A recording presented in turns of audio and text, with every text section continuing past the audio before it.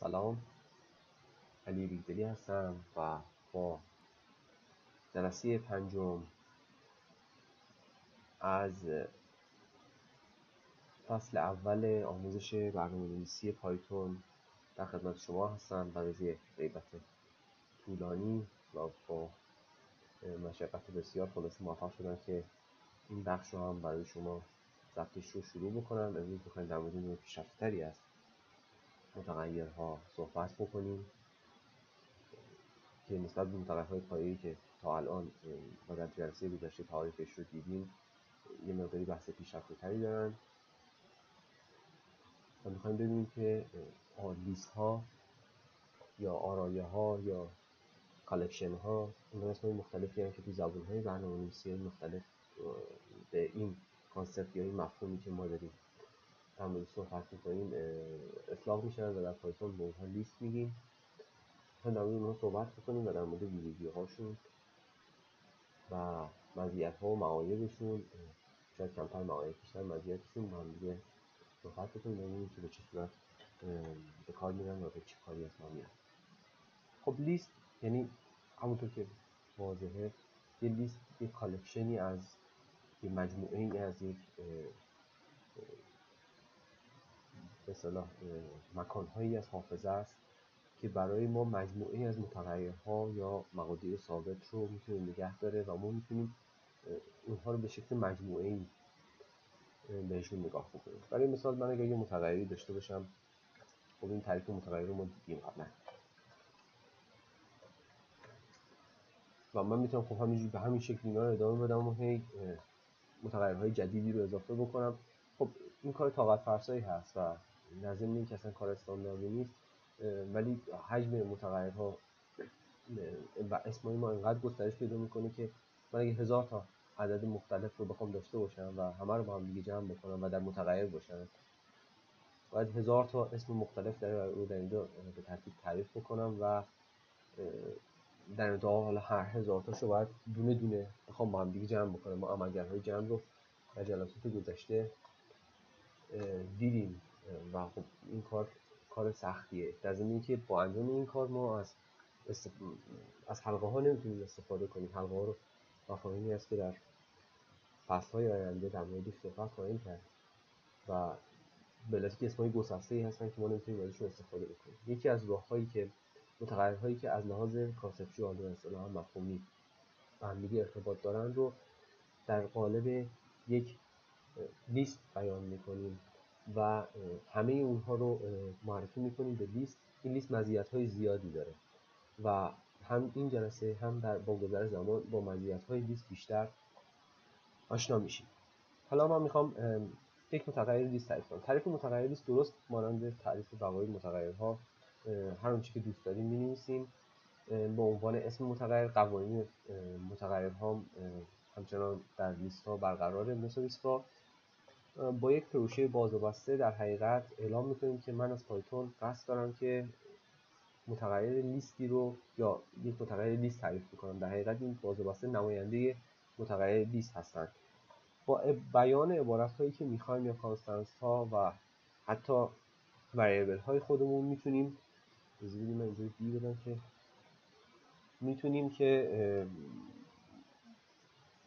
اون آرای خودمون رو تعریف بکنیم. همونطور که می‌بینید بدون هیچ مشکلی دستور من اجرا شد. اگه من مای لیست بگیرم می‌بینید که یک محتوای متغیر که 2 هست، 3 و 4 در قالب یک مجموعه برای من فچ میشن و بازیابی میشن.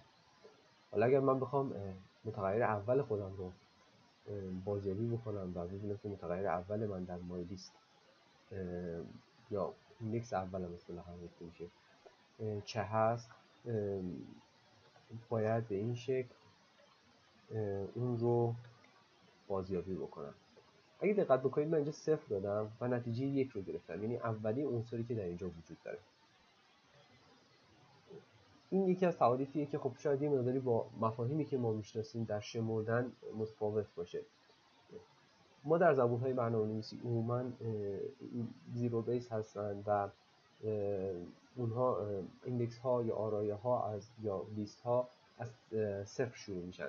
ما برای شمارش این در حقیقت صفرمین عنصر این رو برابر 1 میگیریم، اولین عنصرش رو برابر b یا 2 میگیریم، دومین عنصرش رو 3 و سومین عنصرش رو برابر 4 میگیریم. بنابراین ترتیب متغیرها از صفر شروع میشن و برای اینکه من عناصر لیستم رو بخوام فراخوانی کنم باید از صفر اونها رو فراخوانی بکنم. حالا همین یک رو من میخوام تغییر بدم به یک متغیر دیگه، برای مثال یه رشته مثل رشته علی. و دوباره اگه مای لیست بگیرم همونطور که میبینید عنصر صفرم من تبدیل شد به یک رشته و یکی از دلایلی که ما حالا اینکه با ایندکس ها کار میکنیم در اینجا دقیقا همینه که با اسم اینو فراخوانی نمیکنیم، با ایندکسش میگیم عنصر صفرمش رو اگر من حالا مای لیست صفر رو اگر بگیرم میخوام همونطور که میبینید علی چاپ میشه و به عنوان یک عضوی از این لیست علی شناخته شده هست. پس ما میتونیم انواع عضوها رو به یک عضو یک لیست اساین کنیم و مقداردهی کنیم و از اون استفاده بکنیم و میتونیم که اون رو هم تغییر بدیم. اما حالا اگر من بخوام این علی رو از توی این لیست حذف بکنم باید چه بکنم؟ با استفاده از دستور دل درست کننده، قبلا هم در مورد این دستور صحبت کردیم، درست کننده قبل عنصر صفرم رو من دیلیت میکنم. اگر من مای لیست رو دوباره بگیرم میبینید 2 و 3 و 4 عناصر باقی مونده من هستن. دوستان خواهش می‌کنم توجه بکنید، همچنان عنصر صفر من وجود داره ولی عنصر صفر من الان اولین عنصر از اینجاست، یعنی با ایندکس برابر 2 هست. و مثلا برای مثال اگه من بخوام عنصر یکم رو بگیرم، اینجا که دوم تایپ شد 4، یا اگر یکم رو بگیرم 3. به این ترتیب میتونم عناصر رو بازیابی بکنم. یک چیزی که دوست دارم بهش توجه بکنید در اینه که من اینجا در لیستم الان شامل عناصر 0، 1، ایندکس های 0، 1 و 2 هست. برای مثال اگر من ایندکس 3 رو درخواست بکنم ببینید خطای اوت آف رنج میگیرم. اوت آف رنج به این معناست که در لیست من 3 عنصر وجود داره در صورتی که من درخواست چهارمین عنصر رو دادم. در حقیقت اینجا با این 3 گفتم که چهارمین عنصر رو به من بده. این چهارمین عنصر وجود نداره و باعث شده که من خطای اوت آف رنج بگیرم و این خطای مرسومی هست. دوستان اینکه ما در کجا داریم خطا میگیریم و در کجا خطا نمیگیریم هر دوتاش مهم هستن، چرا که با این خطا برنامه ما متوقف میشه و حالا ممکنه که از برنامه خارج بشیم به دلیل این محاسبه اشتباه. یه جایی هم وجود داره که این خطای اتفاق نمیفته و این باعث میشه که ما به اشتباه فرض بر این گذاشته باشیم که خطا اتفاق افتاده و خطای اتفاق میفته و روی اون خطا بخوایم حساب کنیم. دستور تروکش رو که براتون توضیح میدم بیشتر روش تمرکز میکنیم و بیشتر خواهیم دید که این مزیت‌های این مسئله مزیت‌ها و معایبش در چه هست. اما اگر من بخوام یک عضوی از یک لیست رو داشته باشم، همونطور که می‌بینید به سادگی میتونم این کار رو انجام بدم.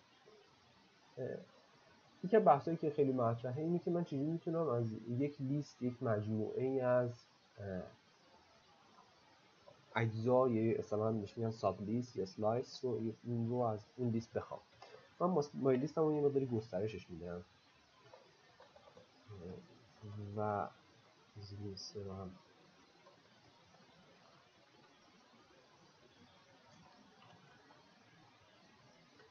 یه نکته هم که دوست دارم توجه بکنید در اینه که تکراری بودن در لیست ها هیچ مشکلی رو ایجاد نمیکنه.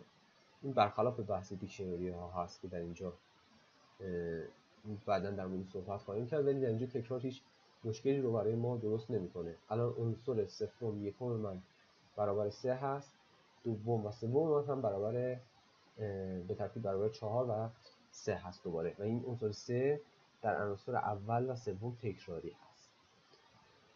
خب حالا من میخوام یک زیر مجموعه از این لیست رو داشته باشم. اسمش میذارم ساب لیست. این متغیری تعریف کنم اسمش میذارم ساب لیست، درست مثل تعریف متغیرها، و میگم که از مای لیست به این شکل میگم عنصر اول تا خود عنصر سوم رو برای من توی ساب لیست بریز. من حالا ساب لیست رو کردم. ببینید عنصر اول، عنصر دوم، ولی عنصر سوم در اینجا نیومده و در حقیقت با ساب لیست این رو ما میتونیم جدا بکنیم. با دو نقطه در حقیقت از تا رو مشخص میکنیم و میتونیم این عنصر خودمون رو بازیابی بکنیم. من همین الان در مورد ارور آوت آف رنج گفتم و گفتم که اگر ما یه درخواستی داشته باشیم که بیشتر از عضوش باشه، اون رو برای ما بر نمیگردیم. اما تو اینجا دوستان توجه بکنید، خب ما 10 تا عضو که اینجا نداریم. 0 1 2 3 4 5 و 6 عضو در اینجا داریم. من از 1 تا 10 تا عضو رو درخواست کردم بدون اینکه خطای آوت آف رنج بگیرم.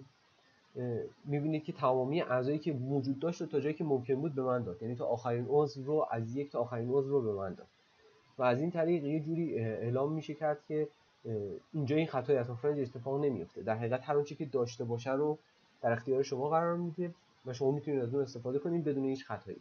لذا این بحث هم حتما باید در نظرمون باشه که گاهی از اوقات هم این خطای آوت آف رنج لزومی برای اتفاقش نیست.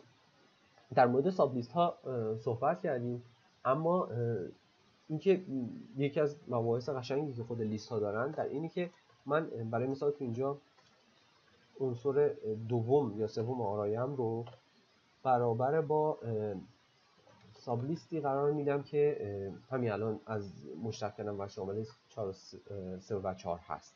اگر ما لیست رو دوباره بگیرم، همونطور که میبینید عنصر صفرم، اول، دوم و عنصر سوم من خودش شامل یک لیست هست.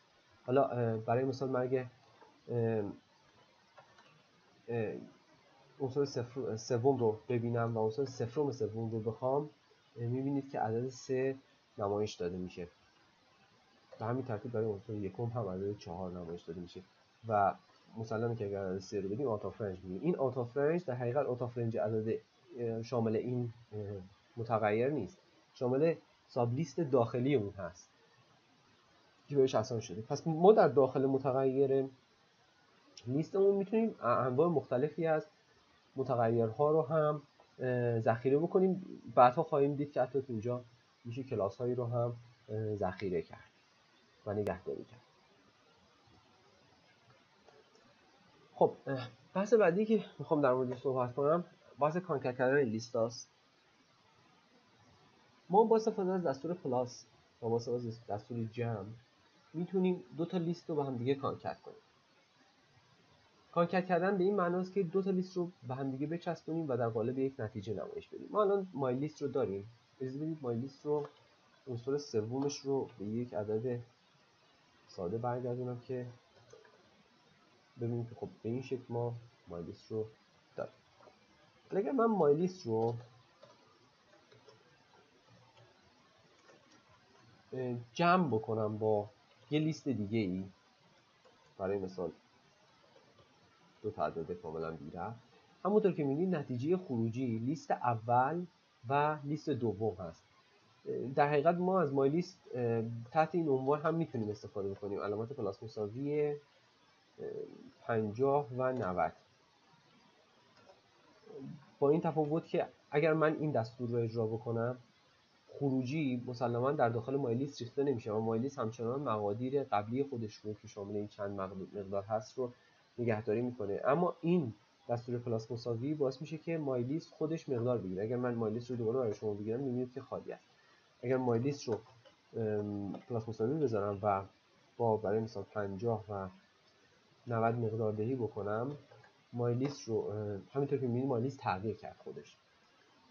این فقط در مورد دستور جمع برای لیست ها برقراره و ما فقط از این میتونیم استفاده کنیم و فقط لیست رو فقط میشه با لیست جمع کرد. برای مثال من اینجا مای لیست رو میتونم بذارم نمیتونم بذارم مای لیست به علاوه 1. همونطور که گفته میشه میگه که نمیتونه کانکتنیت کنه لیست رو، اینتیجر رو با لیست، و باید حتما از جنس لیست باشه. راههایی هم وجود داره که بدونیم که چجوری میشه یه لیست رو با متغیرهای خودش جمع کرد. به چه شکلی جمع کرد و متغیرهای خودش رو در حقیقت مقداردهی کرد و از مقداردهی اونها استفاده کرد. یه بحث دیگه‌ای که خصوصا در دوستانی که امنیت کار میکنن و با بفر خیلی آشنایی دارن، خیلی کاربرد گسترده‌ای داره. دوستان دارم که در موردش این مقدار صحبت کنم. تکرار یک لیست هست و تکرار یک متغیرها در لیست هست. در حالت کلی اگر من رشته آ رو به این صورت بنویسم، همونطور که می‌بینید رشته آ در زبان پایتون 120 بار اینجا تکرار میشه. در مورد لیست ها هم حالت‌های مشابهی برقراره. اگر من لیست یک رو از زبان پایتون 190 بار درخواست کنم، یک لیستی درست میشه که 190 تا یک در اون قرار داره. من اجازه بدید این لیست رو اسمش رو بذارم لیست یک که خودش شامل یکه، که شاید لیست ما بهتر بشه.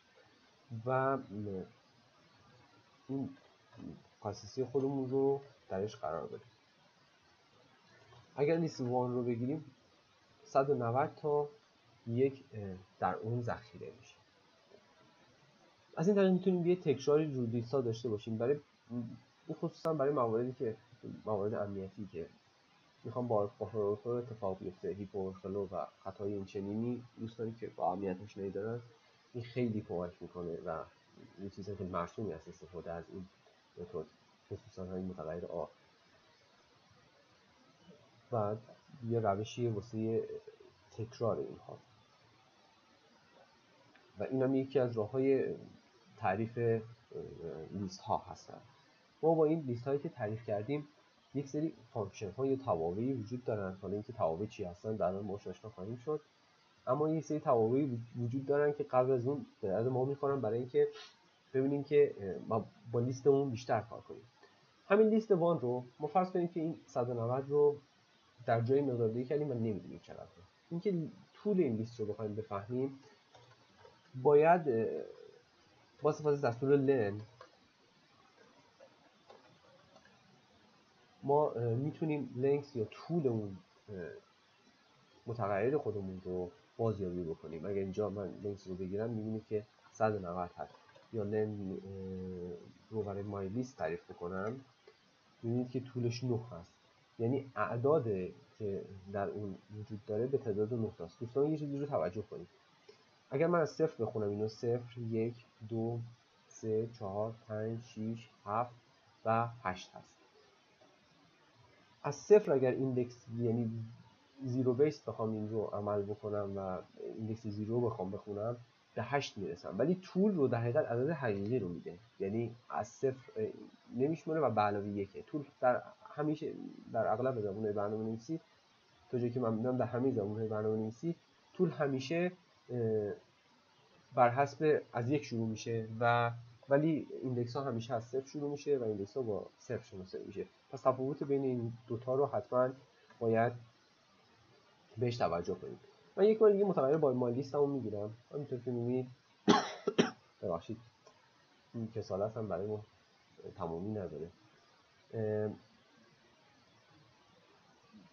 اگر داشتم میگفتم که اگر ما بخوایم متغیر مای لیستم رو بهش عنصری اضافه کنم و این عنصری که میخوام اضافه کنم لزوما از جنس لیست نیست، چون ما یاد گرفتیم که با علامت پلاس در اینجا چجوری لیست رو به یک لیست اضافه بکنیم و اینجا من گفتم که با یک عدد یا یک متغیر نمیشه لیست رو جمع کرد. برای اینکه این اتفاق بیفته از دستور اینزرت استفاده میکنیم.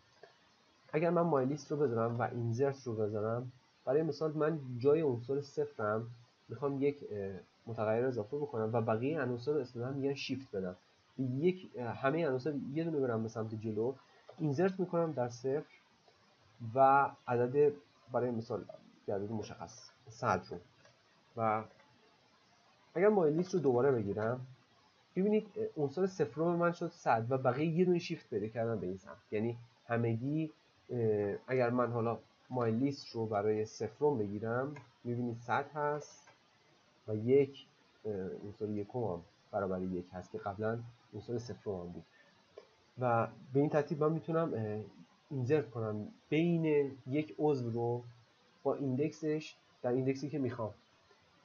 اگه بخوام یه مقدار پیچیده‌تر عمل بکنم میگم که len مایلیست، اگر این رو بزنم جالبه، من میگم در len مایلیست صد رو اضافه بکن. len مایلیست رو ما میدونیم که یه دونه بهش اضافه شده، در نتیجه طولش اگر من مایلیست رو بگیرم همونطور که می‌بینید صد رو هم به انتهاش اضافه کردن. چیزی که دوست دارم بهش توجه بکنید اینه که من اگر این رو هر چقدر هم بهش اضافه بکنم، مایلیست هم یا اینزرت کردن به مایلیست من هم شامل اکسپشن آوت آف رنج نمیشه و آخرین جایی که پیدا بکنه در اونجا اینزرت میکنه و اکسپشن برای من رایز نمیکنه. کلا سیاست در زبان برنامه‌نویسی پایتون برای این هست که تا جایی که ممکنه برنامه‌نویس درگیر پیچیدگی‌های کد نباشه. شاید زبان سی شارپ اگر بودیم ما و این ایندکس رو میدیم آوت آف رنج رو میگرفتیم، ولی خب در اینجا این خطا رو نداریم و به این شکل ما میتونیم اینزرت بکنیم در یک لیست. قبلا در مورد دستور دیلیت صحبت کردیم و من با ایندکس به شما یاد دادم که چجوری میتونیم برای مثال عنصر صفرم این رو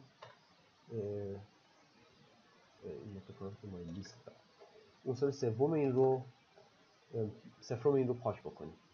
به همین ترتیب میشه عنصر آخر رو هم پاک کرد. اگر من از دستور دیلیت استفاده بکنم، جالب اگر اینجا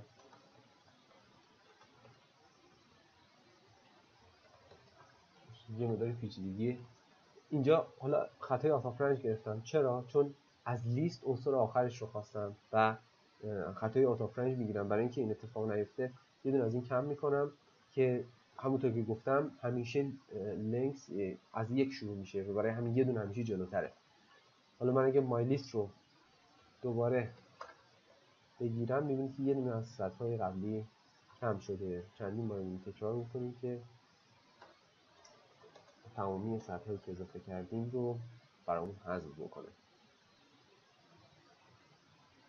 بحث دیگه ای که میخوام در مورد صحبت کنم این که خب به چه شکلی ما با اینجا با ایندکس پاک کردیم، یعنی عناصر رو دادیم و با ایندکس عناصر رو پاک کردیم. حالا من اگه خودم بخوام برای مثال عنصر 90 رو پاک بکنم باید چه بکنم؟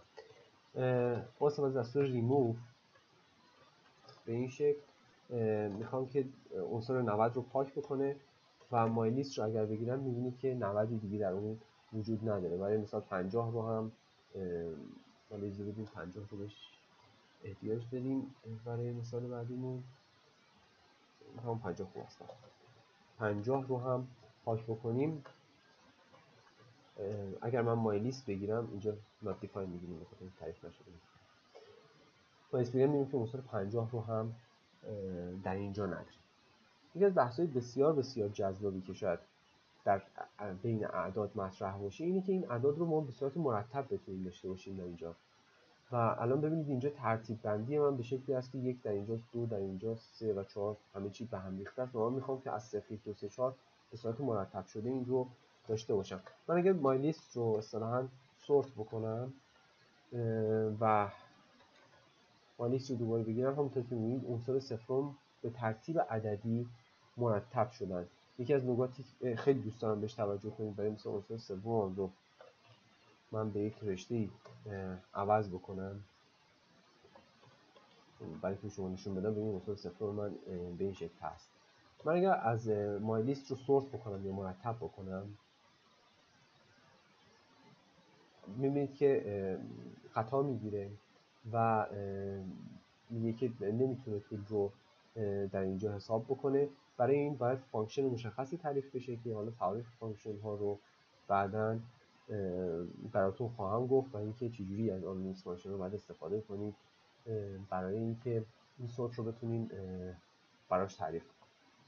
یکی از مهمترین بخش‌های هر لیستی پوش کردن و پاپ کردن هست.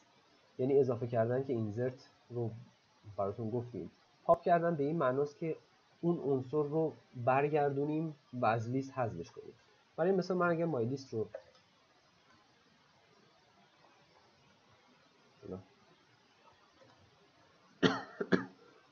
مثبت میکنم. برای مثال من اگه مای لیست رو دوباره در اینجا بگیرم، همونطور که می‌بینید عناصرش تعریف شده است و کارهایی هم وجود داره. و اگر من بخوام عنصر، برای مثال همین عنصری که عنصر صفرم، یکم، دوم و سوم من هست رو بخونم و در یه متغیری بریزم، متغیر x رو اختصاص میدم موتوریس رو و پاپ میکنم عنصر سوم. اگر پرینت بکنم x رو، میبینید که x شامل همین هست، یه چیزی که من میخواستم بخونم. ما اینو به سادگی میتونستیم با به این شکل هم برای مثال به دستش بیاریم. اما پاپ چه فرقی داره؟ پاپ فرقش در اینه که اگر من مای لیست رو بگیرم، میبینید که دیگه متغیر عمیق در بین اینها نیست و در حقیقت پاپ به این معناست که اون رو بازیابی میکنه و از تو لیست پاکش میکنه. یکی از مهمترین بخشای خصوصا برای پیاده‌سازی الگوریتم‌ها اهمیت بسیاری داره، چون که اغلب در الگوریتم‌ها می‌خوایم که از لیست علاوه بر اینکه حذف بشه، در حقیقت اون رو هم بازیابی می‌کنیم و اون کاری که می‌خوایم رو روش انجام بدیم و این شامل در حقیقت خلاصه شده دو دستور ریموو و در حقیقت بازیابی عادی هست که با در حقیقت که این کار رو انجامش دادیم. در این بخش ما با متغیرهای لیست ها آشنا شدیم و یاد گرفتیم که چجوری باید تعریفشون بکنیم،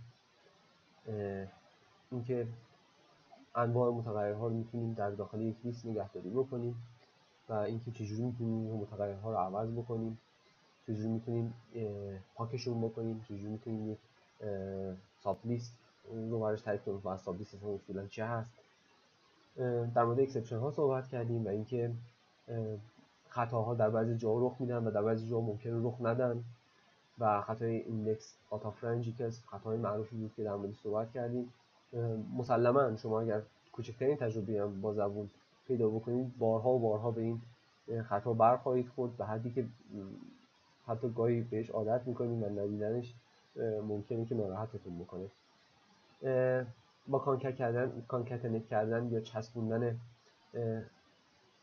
دو تا لیست به هم دیگه آشنا شدیم و گفتیم که به همین سادگی ها میتونیم جمع بکنیم، ولی به همین سادگی ها دستور منفی و تقسیم و آنچنانی رو تعریف نشده براش. مثلا میگن اپراتورش اورلود نشده، مثلا تو سی پلاس شنیدن میدونن که این اپراتور اورلودینگ کاربردهای گسترده‌ای داره در سی پلاس. یاد گرفتیم که چجوری آیتم ها رو تکرار بکنیم و هر اندازه که درون میخواد از یک لیستی تکرار داشته باشیم. در مورد رشته ها هم بهتون گفتم که چجوری درست بکنیم. با انواع فانکشن های توابع مرتبط آشنا شدیم. این توابع پاک شده با هم اینجا جاش خالیه. پاپ با لنکس یا طول آشنا شدیم که طول چه هست و چجوری محاسبه میشه و چجوری ما باید ازش استفاده کنیم. دستور لن دستور اون هست. این دستور اینزرت رو یاد گرفتیم که گفتیم اسم متغیر دات اینزرت رو میزنیم و میتونیم اضافه بکنیم هر جا که خواستیم. نحوه پاک کردن یه متغیر پاک کردن با آبجکت نیم، با آبجکت محتوای آبجکت رو یاد گرفتیم. سورت کردن رو یاد گرفتیم و یاد گرفتیم که اگر یک رشته داشته باشیم به همین راحتی ها نمیتونیم سورت کنیم و بحث رو موکول کردیم با آینده برای اینکه ببینیم که به چه صورت میتونیم این سورتینگ رو براش انجام بدیم. این در صورتی که یه رشته یا یه متغیر دیگه به غیر از عدد وجود داشته باشه. دستور پاپ کردن رو یاد گرفتیم و یاد گرفتیم که به چه صورت میتونیم پاپ کنیم و در حقیقت ریموو کنیم، بخونیم و ریموو کنیم از لیستمون و از این استفاده کنیم. لیست ها کاربردهای گسترده‌ای دارن، خصوصا برای حل الگوریتم بسیار به ما کمک خواهند کرد و ما بارها و بارها به اینها باز خواهیم کرد. به عنوان متغیر پیچیده بسیار پرکاربرد ازش دائما استفاده خواهیم کرد و در ادامه در بخش‌های بعدی با انواع مختلف دیگه‌ای از لیست ها آشنا خواهیم شد و اینکه کارکرد اونها رو هم بررسی خواهیم کرد و به این ترتیب امیدوارم که این ویدیو هم مورد توجه شما واقع شده باشه. فقط یه نکته‌ای که دوست دارم در انتهای ویدیو بگم اینه که خیلی از دوستان به من پیم های مختلفی رو در تلگرام میدن و این سوال های مختلفی دارن. دوستان هر سوالی که در این مورد هست رو میتونید با پیغام تلگرامی به من توی همین ویدیو که در بخش بالایی همین ویدیو در آپارات چه در یوتیوب و تلگرام من هست و میتونن به تلگرام من سوالاتشون رو بپرسن و من هم اگر عمری بود در خدمتتون هستم. امیدوارم که همیشه سربلند و